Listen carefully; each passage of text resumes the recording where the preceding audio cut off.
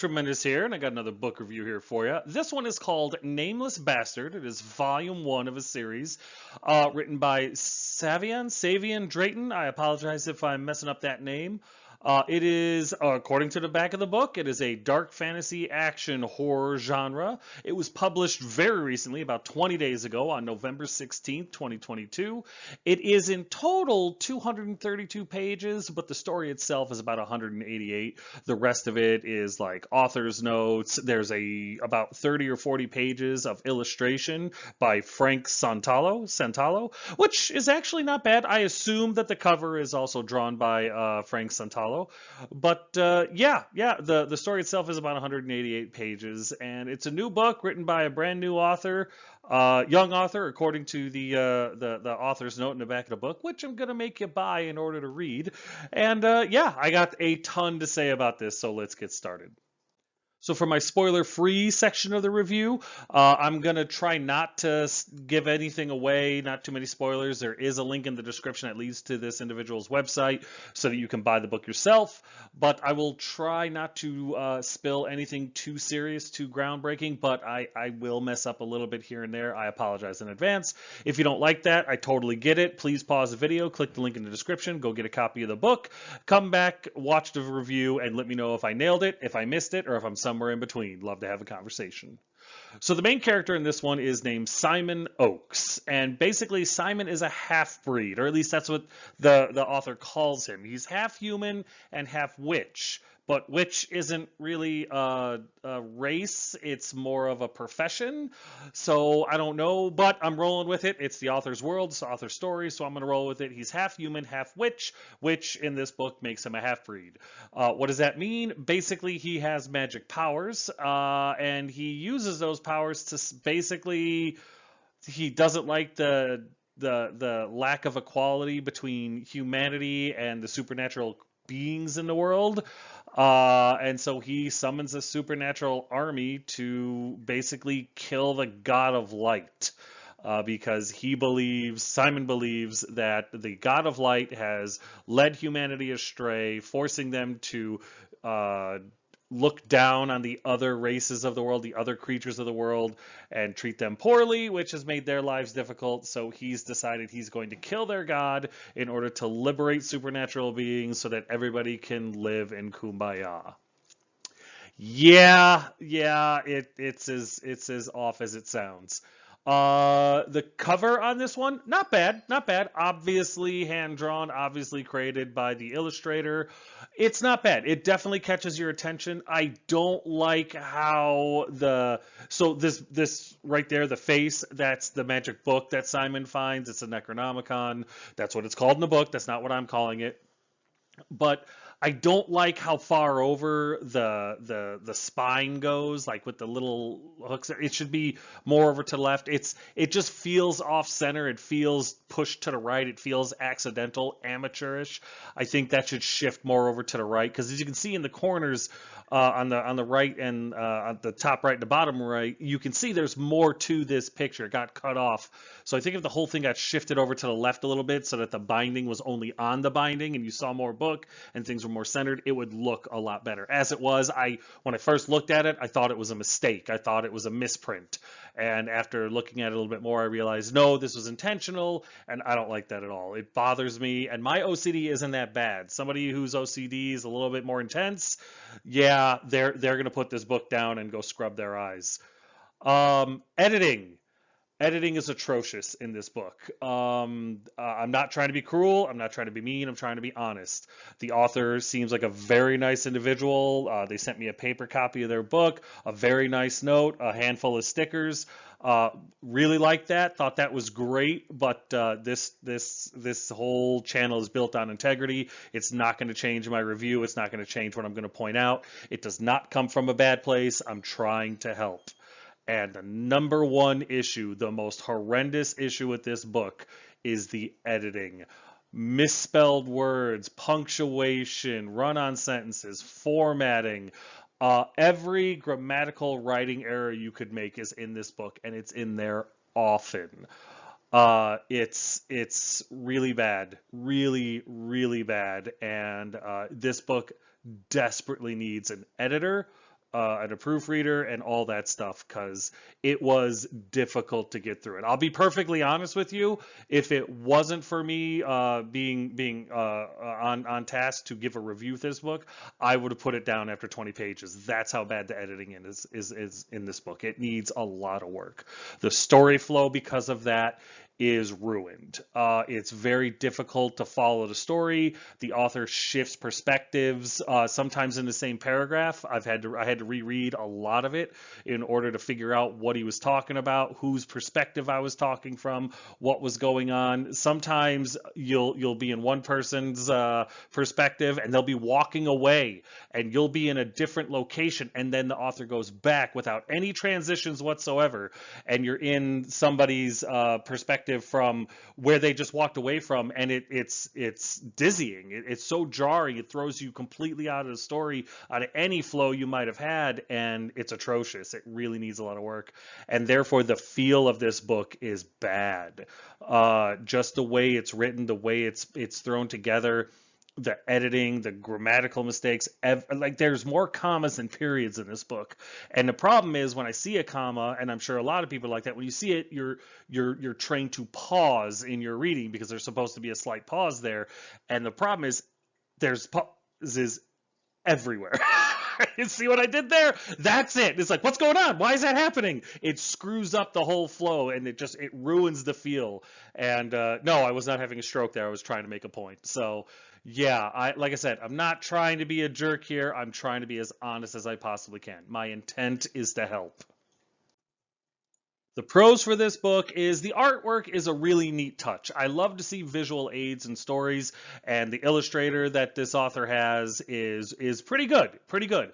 It needs some refinement. It definitely needs some refinement, but the art is solid. You can tell what they're going for, and it's unique, and it's definitely fits this book very well. I like, and that is a compliment. Please don't try to see something awful with that. It fits the storyline. I like it. It fits well. The visual aids are cool, and like I said, I got some stickers out of it, and I'm very pleased with that. It's a cool addition and makes the book unique. I love that. Lots of interesting ideas are introduced in this book. Unfortunately, most of them are not fleshed out or not introduced or not used correctly. We'll get into that in the spoiler filled review section. I don't want to give any examples, but there are a lot of really cool starting off points, a lot of jumping off points that are very cool, very unique. I like the idea that the author is conveying, but how they execute that idea is usually in fact it's completely wrong the entire time. It's unfulfilling, it's unsatisfying, and usually involves a lot of plot armor and stuff like that to make it happen. It's frustrating, but there is potential here. You can really feel the author's passion for this story. Like, this is a passion project. This is not something that they did hoping to become a trillionaire or anything like that.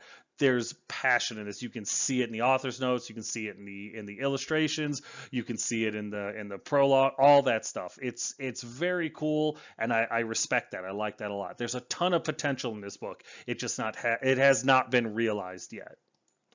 The cons, like I said before, this book is in desperate need of an editor, proofreader, and formatter. If it wasn't for me needing to do a review for this book, I would have put it down after 20 pages. Another issue with this is it feels like the author tried to be slick, which irritated me at a personal level. The font size in this book is like 20 or 22.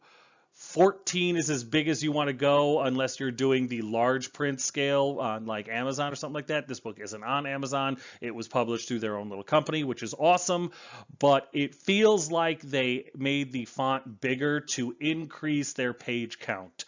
That is wrong. That is incorrect. That is a novice mistake, and you need to be better. In this day and age, with around 70% of the books being published every year being self-published, you cannot afford to cut corners like that. Smart readers, even novice readers, are not going to fall for that. They're going to see it for the scam that it is, and they're going to be upset. And I am letting a little anger get into my voice because that does upset me, because it's artificially inflating your page count, and that's lazy. This is a full-blown novel. There is plenty of space, and we'll get into that, but there is plenty of space for you to flesh out this book the right way, to give the reader more bang for their buck. A paperback copy of this book is $20, and I did not see $20 worth of content in here. So making your font size bigger, ridiculously bigger, to up your page count artificially, unacceptable, and that needs to be corrected before anything else, because that is scummy. Another con is the author changes perspectives and viewpoints in the most jarring way possible. I've already been over that in the last slide, so we'll skip past. Using incorrect terminology in a fantasy setting happens a lot. He uses the term miles per hour to designate speed. This book takes place in 1711. Okay, it's a dystopian alternate Earth, but it's still Earth, and a lot of things are still directly connected to our world. So you can't have it both ways. And miles per hour, using that in a fantasy setting, it pulls the reader out of the immersion because it's incorrect. It would be like seeing, I don't know, a DeLorean flying through the air and going through back in time in the middle of this story or something like that. Or, I don't know, the aliens people, Sigourney Weaver comes down and blasts all the enemies away.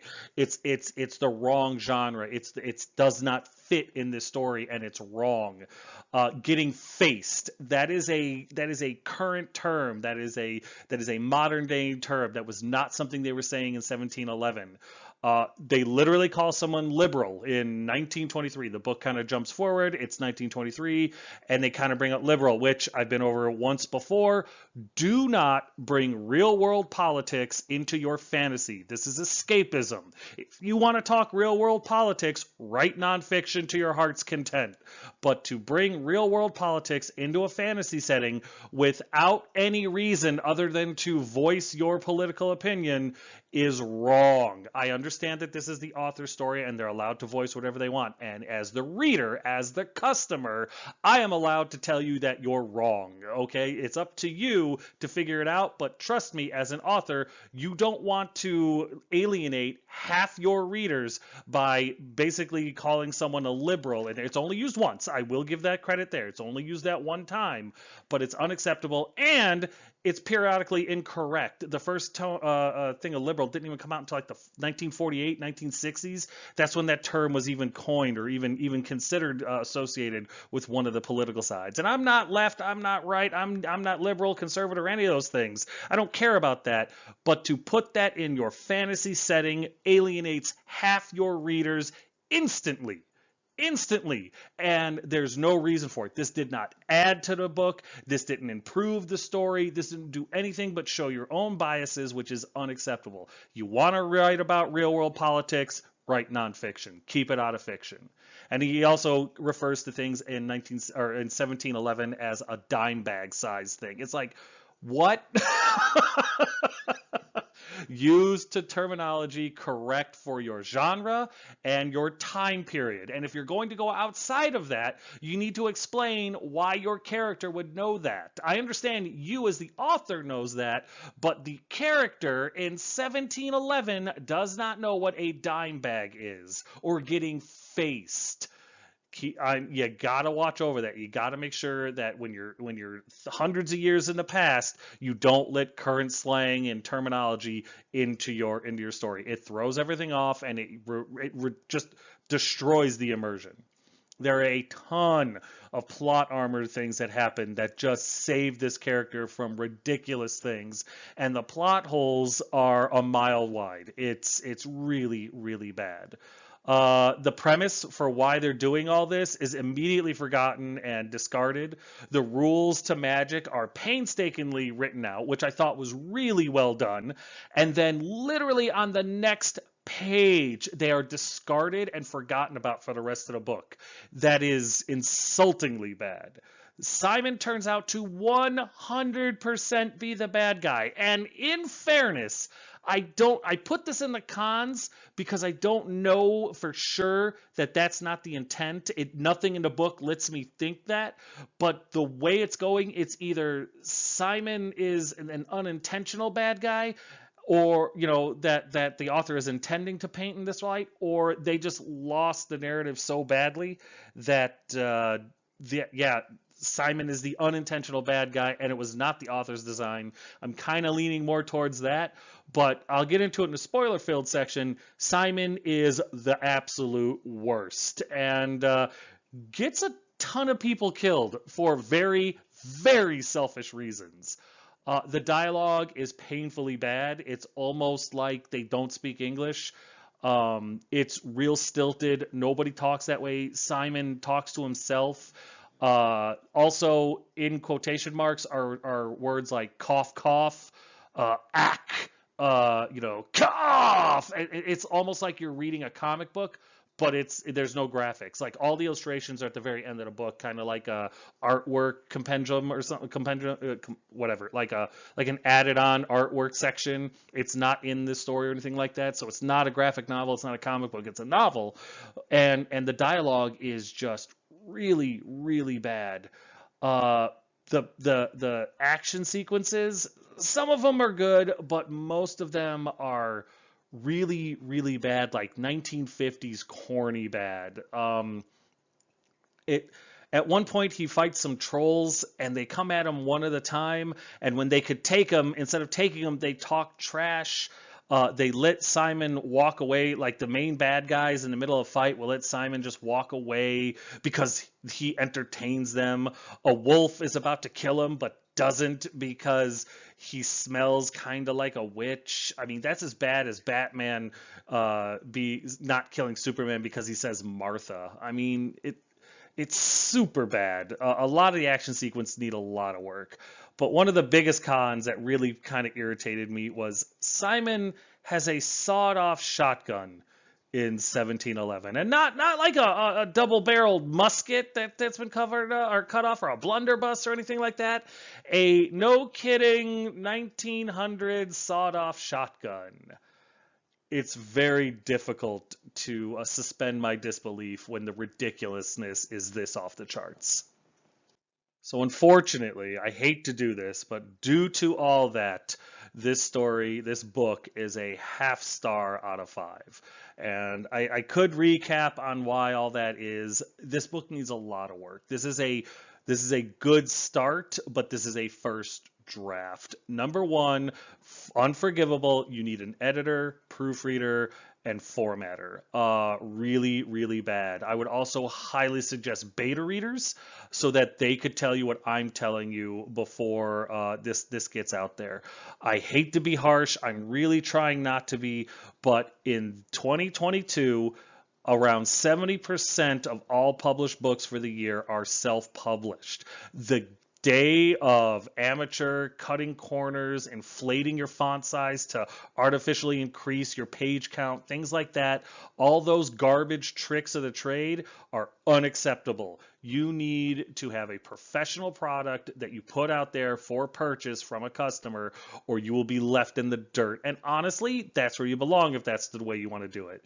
I still believe that this book was built with passion. I believe the author has a ton of passion for this. I believe it from his author note in the back of the book, which again, click the link below, get a copy of the book, and read it. Let me know what you think, because that's the only way I'm going to tell you what the author's note says.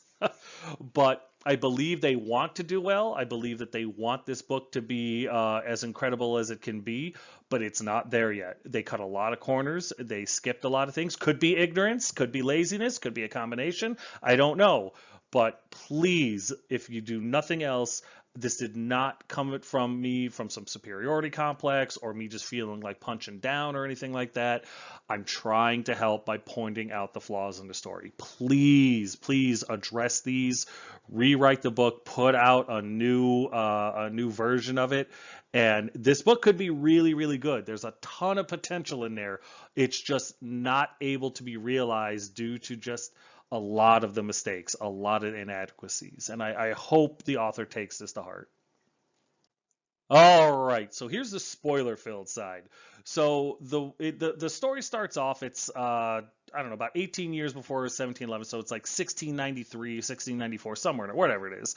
And basically, the witch is Simon's mom, and it starts off with the witch and her husband trying to escape these humans that are hunting them because humans don't like anything that's not human, and they don't like anything that can cast spells and stuff like that. And honestly, when it starts off, you kind of believe it. It's like, well, humans kind of suck. This is unacceptable. It's got that Salem witch vibe. But you find out later in the story that the humans have a point, because anything not human friggin' tears humans apart and eats them, and it's horrible. But at the beginning of the story, you side with the witch and her husband. So the witch, it's a stormy night. It's really windy. It's really heavy rains, and none of that matters in the story whatsoever. The author immediately forgets about it because they're able to talk. There's no one's wet, no one's rainy. The witch, the mom, casts something into her baby that puts this. It's basically like a homing beacon into their chest. It's like the last spell that they put in there. And then she dies. You don't know why she dies. It doesn't make any sense. She's not injured or anything like that. But you find out later the reason she dies is because she transferred her immortality to her husband, who's running off to try to distract the humans so that mom and baby can get away. She knows this, and she gives him her immortality because she feels he'll survive that way. It's very stupid. Mom dies, leaving the baby alone in the stormy weather without anyone coming to help them. Mom's plan was really dumb, but in fairness, Simon is really dumb too, so I get where it comes from. He gets it honest. So despite the raging storm and the wind and the rain and the storm hammering the trees like with a thunderbolt and stuff like that, it's very weirdly described in the book. Joan and Agnes find the baby in the middle of the woods. They literally know there was a witch hunt in the area because a witch had a baby with a human. But that's not brought up. That's not discussed. Joan says something about it, but Agnes pouts. She cries every time Agnes is on the page. She's crying. She gets all huffy. She throws a temper tantrum. I don't know where the author learned about women, but they're a little bit tougher than that, man. They don't have to cry and become emotional every time their kids are involved. That's not healthy. But anyway, the witch hunt and the fact that this baby in the middle of the woods, right by where the hunters found the father and stuff like that, is never brought up, never discussed after Agnes literally throws a temper tantrum. So there's a time skip right after that. And 18 years later, nobody questions that Agnes and Joan just have a new baby. Nothing. That's not brought up. That's not talked about at all. Everybody just kind of accepted it. I guess weird kids, come out of the forest all the time, and people are just used to that. Until they're not. We'll get to that in a minute. So Simon is working on a farm. He's this version of Clark Kent. When he's not working, he doesn't have any friends. He doesn't have anything he likes to do around the house. When he's got free time, he likes to go on long walks in the woods by himself. Yes, the woods are incredibly dangerous, and people die all the time in there horribly. But mom and dad still let him go all by himself. They could go with him. They could tell him no. They could be like, wait. But no, Simon, go ahead. Take your dad's rifle with you, his musket rifle. Go ahead and take that with you. You'll be fine. You'll be fine. And he is. So, they must have seen the plot armor on him since he was a baby. Also, it's the year 1711, and Simon still lives at home at the age of 18. Granted, I was not around in 1711, but at that point in his life, Simon would have been married off, had his own place, his own farm, a wife, 2 kids, and probably a mule. I have a lot of issues with the fact that at 18 years old, Simon is still living with his mom and dad, no wife, no kids, no pressure to move out. Unless he was, addled or something like that, that's not the case, and he's not. He's very normal, very capable. So no, this is current time, tainting this time period in this book, and it is an alternate reality. It is. So you could say that that's why he still lives there, but a sentence or two explaining why Simon still lives at home at 18 years old in 1711 would have gone a long way to make this a little bit more believable.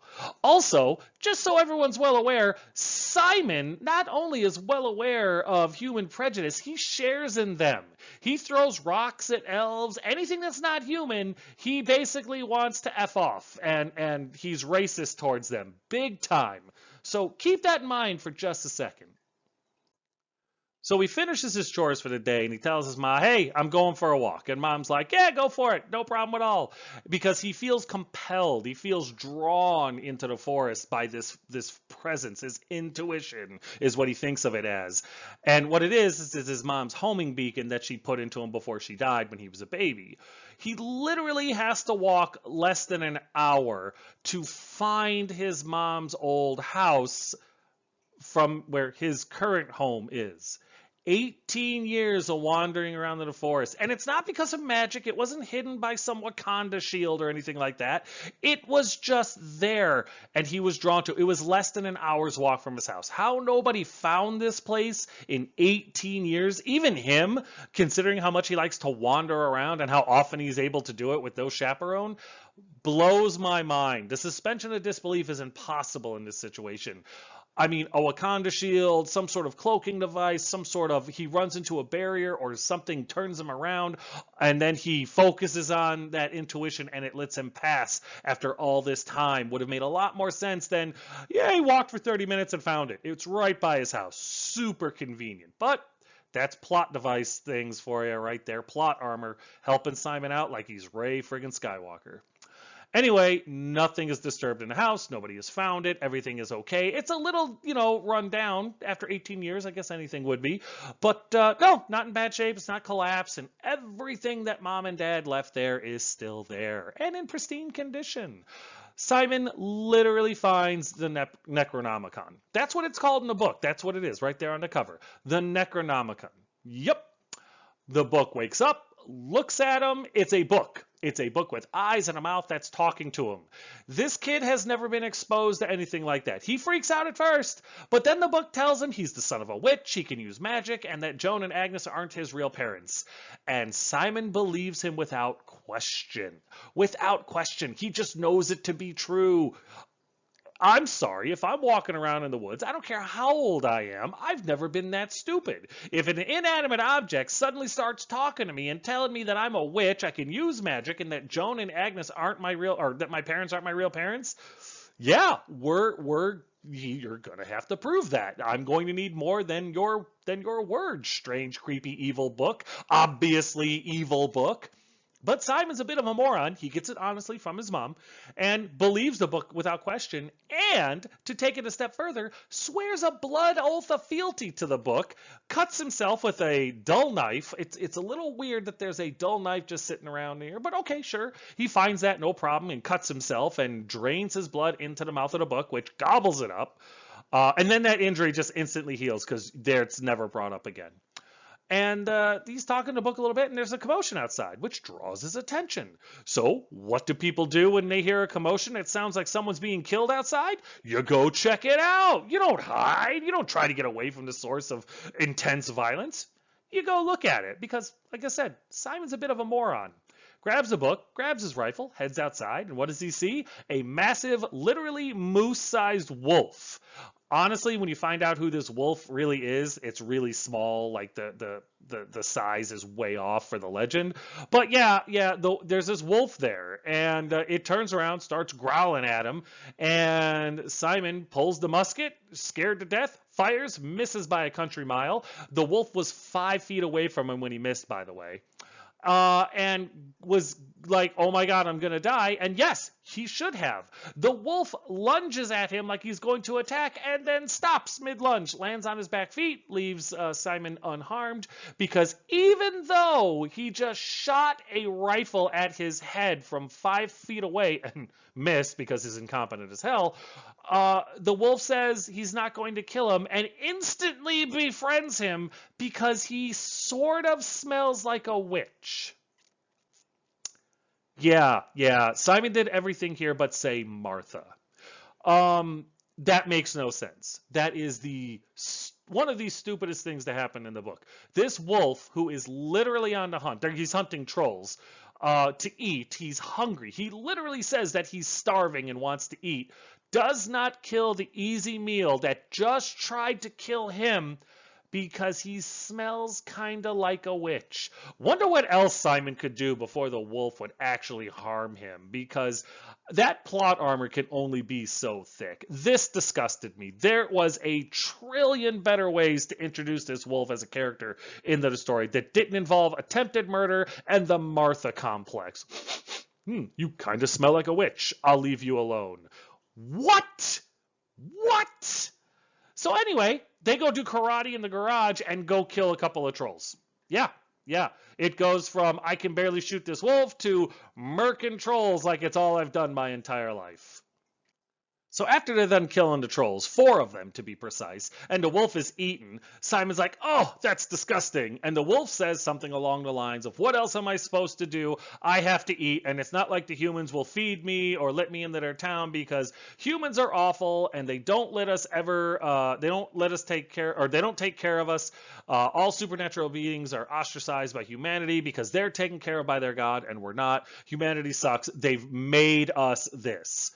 So Simon, who right up until this moment, before the book told him that he was actually supernatural and had all the prejudices and stuff like that of humanity, to the point where he was throwing rocks at elves, decides, you know what? You're right. Humanity needs to pay those jerkholes. And you know what? It's not only humanity's fault, but they were led astray. And so what we need to do is kill God.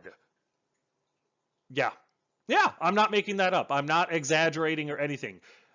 Simon's idiot plan is to kill the human god of light, Liched, God. I mean, he wants to kill a god. He's an 18-year-old that just found out that he was a wizard, or I'm sorry, a witch or a warlock is what they call him. And he thinks that because the book told him this, that it's true, because again, he's had no evidence yet. And he found out that he's adopted and stuff. So, he's going through some stuff. But he decides now that he finds out that he's half witch. This is like getting an ancestry test, okay? And then changing your whole worldview and marching. Just okay, turns out I'm actually full-blooded German. Time to go get a swastika. I mean, it just blows my mind how 180 this twit is. And then goes, it's time to kill God. I respect the confidence of this moron, but holy crap. Not only that, but everyone thinks it's a good idea. The book is on board. The wolf is on board. These are ancient beings, and they're listening to this 18-year-old child, okay? 18-year-old moron. You want to kill God? I'm on board. I like this kid. The wolf likes it so much and the wolf has known him for an hour, okay? He must have the good smells, because the wolf is literally besties with this kid now, and says, I'm all in. I'm going to go talk to the other supernaturals out there and raise us an army. Yep.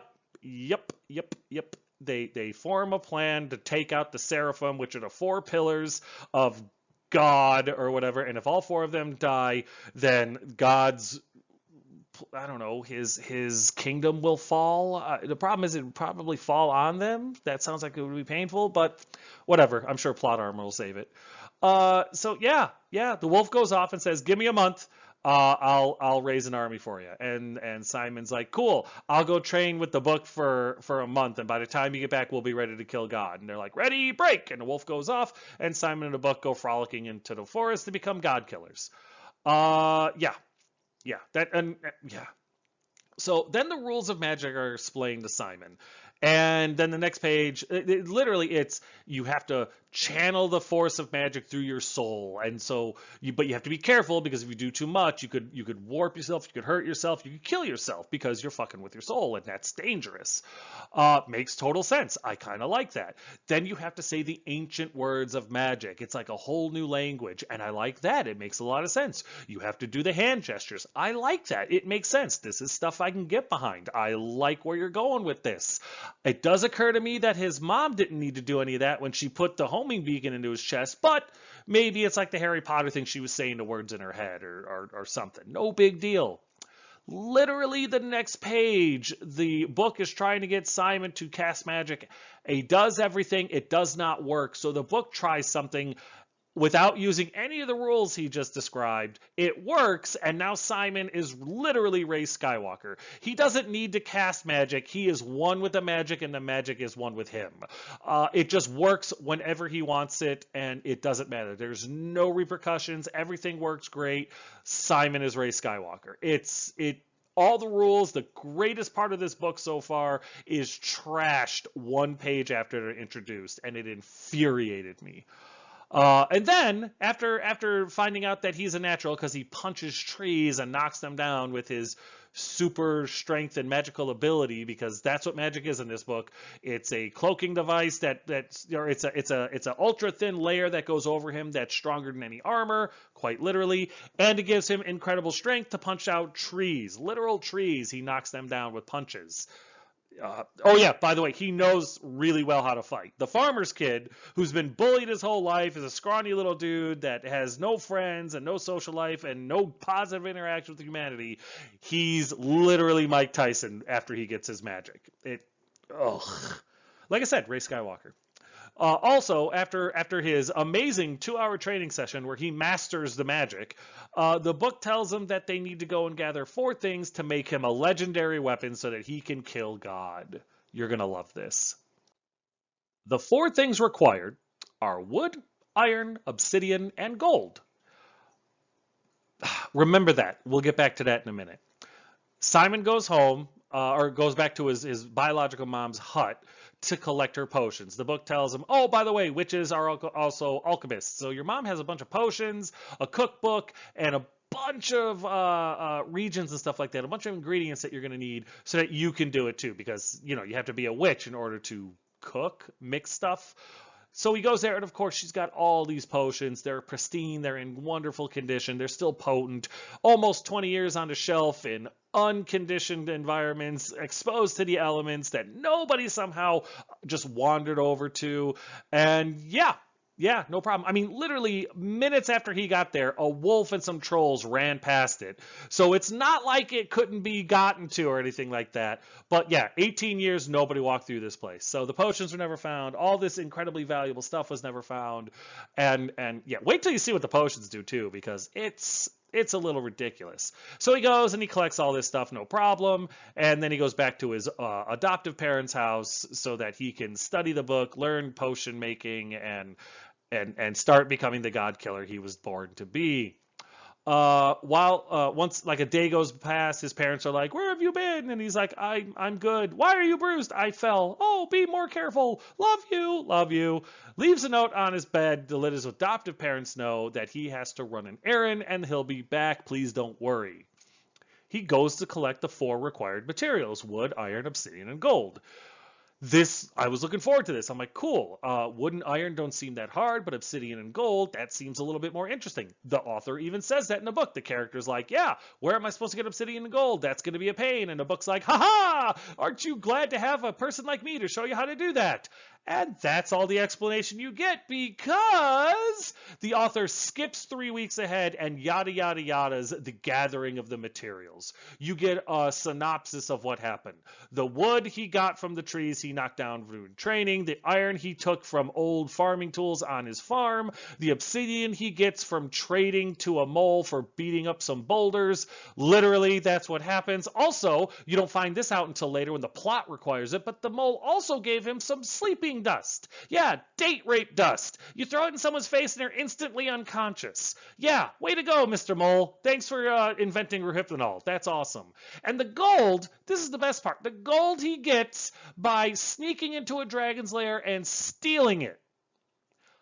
All of that would have been really cool to go on, like as an adventure, like a book like this is supposed to do, and we get the yada yada yada synopsis.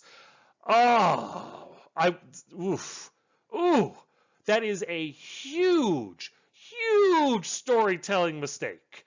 And it's unforgivable. I mean, if you've read any book, I know this author has seen Lord of the Rings. You got to know better. You got to know better. Fix this. I'm not asking, I'm telling. This is unacceptable. Upon his return, 3 weeks later, he returns home and Mom has freaked out, rightfully so. Agnes is the most it's wrong what happens to this character. Like, she deserves so much better because this woman is all heart. But 3 weeks this moron's been gone, and when he gets home, Mom of course is like, "Oh, you're back. I was so worried." He's like, "Yeah, sorry, Mom. I was just running around doing some stuff." "Oh, don't worry about that. I'm just so happy that you're home." What? I don't know any mother that wouldn't beat you into oblivion. They'd be thrilled, they'd be relieved, they'd be crying, and then they'd whoop your ass. I'm sorry. And if you know a mom that wouldn't have done it after 3 weeks, bad news. She was hoping you weren't coming back. 13, 18, doesn't matter. Does not matter. She sees this guy as her baby, and it's 17, 11, he's still living at home. There's issues there. Simon should have caught one, but no, not only does he not catch one, but Mom immediately drops it. No issue, no repercussion, no problems whatsoever. "I'm just so happy you're okay. Kiss my grits." Not a chance. Not a chance. The worst mom in the world would have beat your ass. I'm sorry. And so, rightfully so, Mom freaked out, went to the church for help. And while the church priests could not leave the town to go find this kid, because after 3 weeks, this useless 18-year-old that nobody seemed to like in town anyway, he got bullied a lot and he didn't have any friends, they probably all came to the same conclusion. He's dead. We're not getting out. We're not going out into that dangerous forest to go find the corpse of your kid. You go. You're a useless parent anyway, right? Nope, the church is better than that.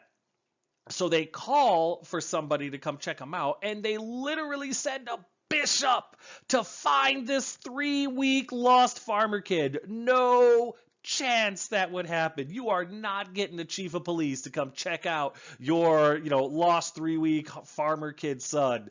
He's dead. That's what they're going to tell you. Let's have a funeral. Let's set this up. We're not putting more people in danger. But a bishop shows up, and the hierarchy, this dude is somebody, no chance. But he's there. It is what it is. Plot device is plot device. And when he gets there, the bishop's like, "Agnes, let me talk to your son alone," because the bishop, so in this world, if you're part of the clergy, if you're a priest, a bishop, a cardinal, a pope, stuff like that, you're powerful. You're like a cleric in D&D or something like that. You got powers, you got knowledge. And the bishop is like, "Okay, there's something up with you." So he talks to Simon after Mom leaves, because Dad sleeps through this whole thing. Dad's useless. But the bishop is like, "Your mom told me that she found you in the forest. She told me your story. She found you in the forest and when you were a baby. And that was the same time that we had captured a witch and her human lover who had just, fathered a baby with her. I'm pretty sure that was you because the timing's all right." It's interesting that the bishop has that kind of recollection, but hey, you know what? Sure, why not? I've bought the rest of this. I can buy this too. So he pulls a sword, this light sword, and puts it to what's his face, Simon's throat, and is like, "You're a witch baby, aren't you?" And Simon's like, "What? I don't know what you're talking about." He used high voice. He's a really bad liar. And in fairness, the author did establish that. He is a really bad liar. So the bishop is all but confirmed that this guy, Simon, is the baby witch, right? Which he's duty-bound to kill. Then the bishop looks down and sees the Necronomicon on his belt. He knows what it is. He recognizes it. And he's like, "What's that book on your belt there?" And Simon's like, What book? I don't see a book. Man, you crazy. I don't see a book. And he's like, that one right there. I know what that is. He acknowledges that it's basically the Book of the Dead. I mean, it is sacrilege to have this, right? He's a bishop, a god warrior in the realest sense of the word. Doesn't just kill Simon right then and there. Tells him, for your family's sake, stop whatever you're doing, and leaves. What? What? Again, just like with the wolf. What? It is a massive, massive plot hole that occurs. There is zero reason that the bishop would leave Simon alive. At a minimum, he would have arrested him and brought him to the church for purification, if you know what I mean. He'd have been thrown in jail for that. For crying out loud, his father is imprisoned for the last 18 years because he slept with a witch. He didn't even have the Necronomicon or was a witch himself, and they arrested him and put him in jail. This is witch. This is literally Doctor Strange in the flesh standing before him with Antichrist literature on his belt, and the bishop knows that, recognizes it, sees it, and goes, here's a warning, try to slow it down. And then leaves. I don't have the words. I don't have the words.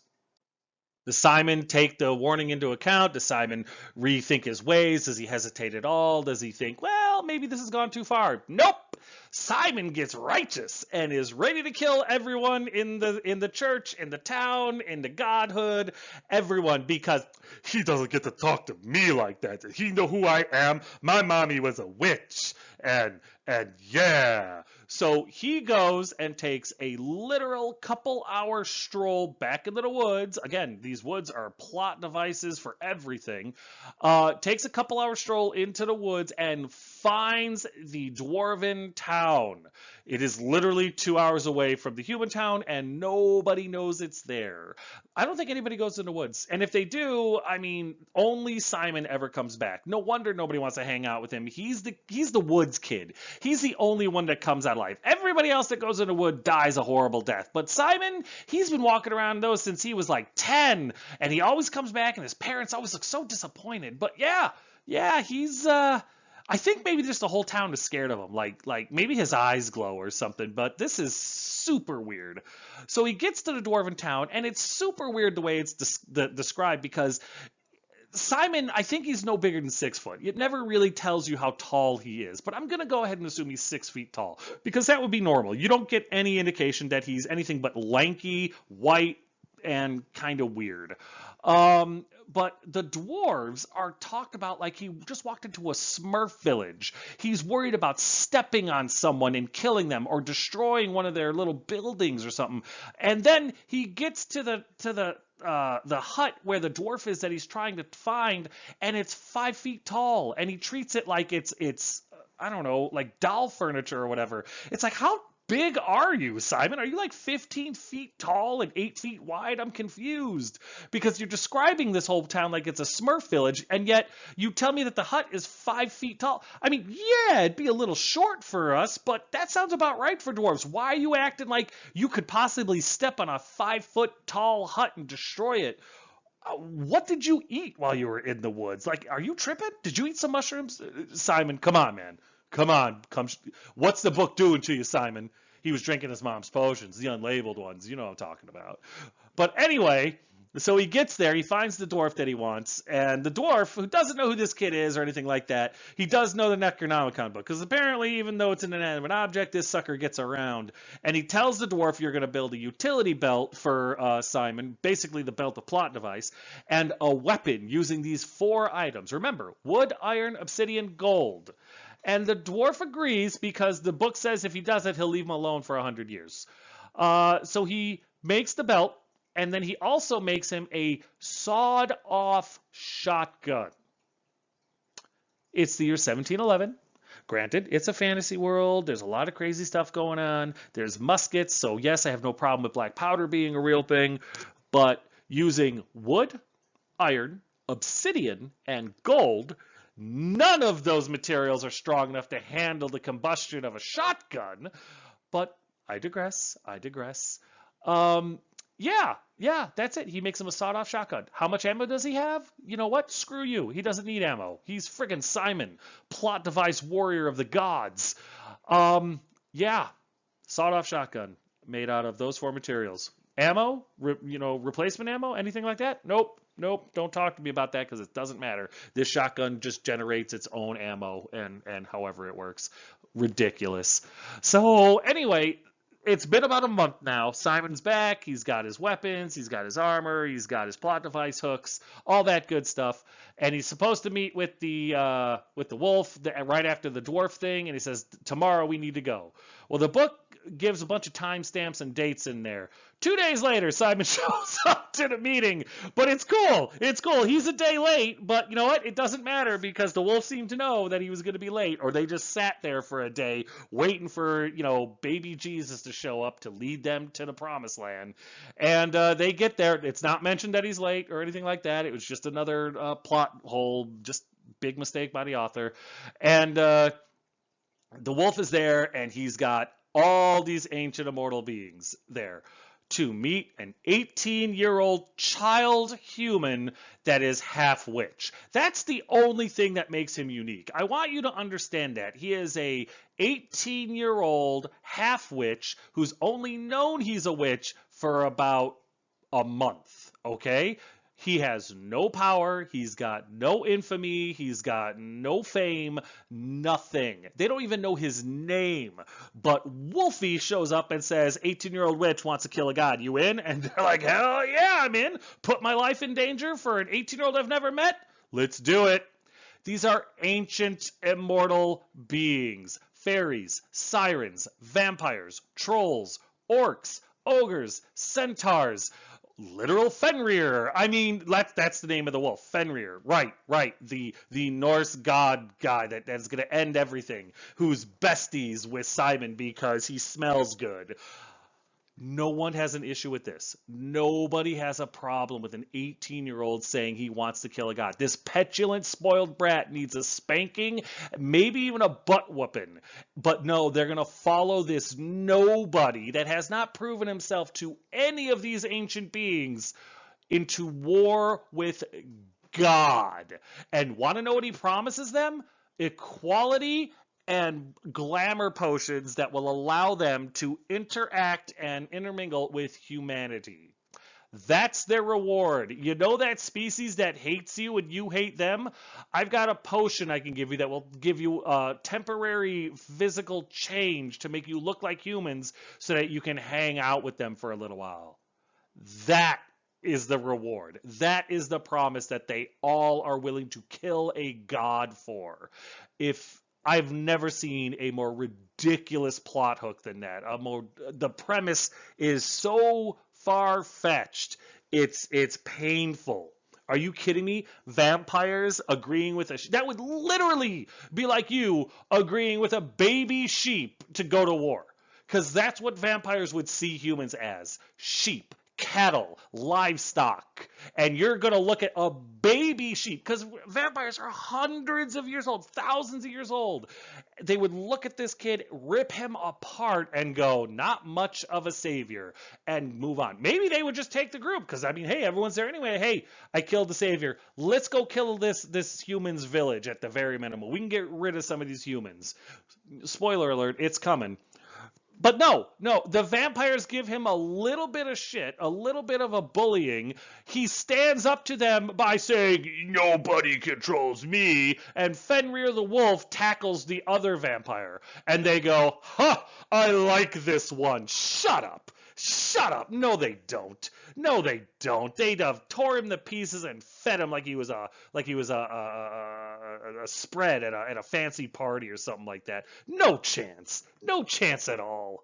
But anyway, that night they decide to go with Simon's plan, which consists of, we're going to go into my town at night when everyone's asleep, go to the church, and I've got to go and find my biological father, who is being held prisoner in there. He has been this whole time, this whole 18 years, so I can use this syringe that I got from wherever and suck the immortality out of him. That's how you get immortality, with a syringe. You suck it out of someone's arm.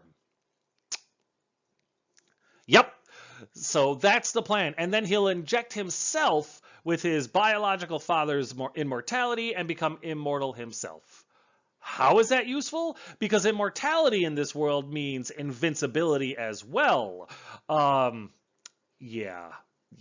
Again, one of the worst ridiculous premises I've read in a long time. So real dad is alive in a holding cell for whatever reason. They didn't kill him. He's immortal. He's not invincible, no matter what the confusion is there. Immortal means you'll live forever if an outside source doesn't kill you. Invincible means that you are unharmable. You would need to be immortal and invincible to live without any kind of worries. Like if you got thrown into a volcano, you would stroll out eventually. If you got chained to the bottom of the ocean, eventually when the chains rusted, you would be able to get out of there. That's the difference. But dad is just immortal and is not being fed or anything like that and is thrown in this cell. And he's emaciated, he's crazy, he's sleep deprived, but he's alive. Anyway, they come in, the whole army. Like Simon leads this army of human-eating monsters into his village, and then leaves them unsupervised. The 4 people that he needs to get in and save his dad is it. He goes in with the 2 vampires and the wolf. Everyone else that the wolf brought literally kills everyone in the village. They aren't needed at all for this plan. They aren't utilized. They aren't even looked for. And a centaur. I'm sorry, 5 people. A centaur comes and helps. That's it. So he needed 2 vampires, his wolf bestie, and a centaur in order to break into this church, kill a bunch of priests, and get out of there. It's horrible. Meanwhile, all the other monsters are killing everyone in the village. Literally everyone in the village dies, including his adoptive parents. Other than that, though, the plan goes pretty well. They get past all the guards, kill all the priests. He uses knockout gas to knock out the guards, the roofie dust that he was given to him by the mole, which that just brings up a lot of questions. Like, how did that particular conversation come up? Hey, listen, do you have any knockout gas or anything like that you could give me? Well, as a matter of fact, I do have some powder in this pouch. I would happily give you if you just get these boulders out of my way. You can't just dig under them? Nope, I'm a plot device. I kind of need you to do this. Alrighty. So, yeah, none of the guards die, but all the priests die. And then Simon sucks the immortality out of his dad with a syringe, and then he injects it into his neck because, that's where you got to inject immortality, and becomes immortal himself. Then he drinks a couple of potions like he's the friggin' Witcher to become super strong and super tough to fight a seraphim that has been summoned by that bishop because the town is literally being razed to the ground. A seraphim shows up. A literal king angel shows up and starts, he's real cocky and one of the stupidest angels in the world. He comes down, he kills a few things, and then he postures and monologues. And that allows Simon to do his big reveal when he comes through a bunch of fog that lifts just as he comes up because he needed his Van Diesel moment. And then they fight the Seraphim. He wins against the Seraphim, then he loses against the Seraphim, and then he wins against the Seraphim, and then he loses against the Seraphim. And just when all hope seems lost, Ex Machina shows up. You knew it was coming. Don't act like you didn't. And a literal Asgardian shows up looking for the wolf. Of all the times it could have showed up, it shows up right now. The perfect time for him to show up. And he takes out the Seraphim in one blow. Okay, so apparently God has made Asgardians stronger than king angels. doesn't kill the Seraphim, just knocks him for a loop, faces him is what it's called in the book, which, yeah, ridiculous terminology for this period of the book, right? So anyway, after that, one vampire dies to hold off the bad guys or the good guys or however you want to see it, while the rest of them make their escape.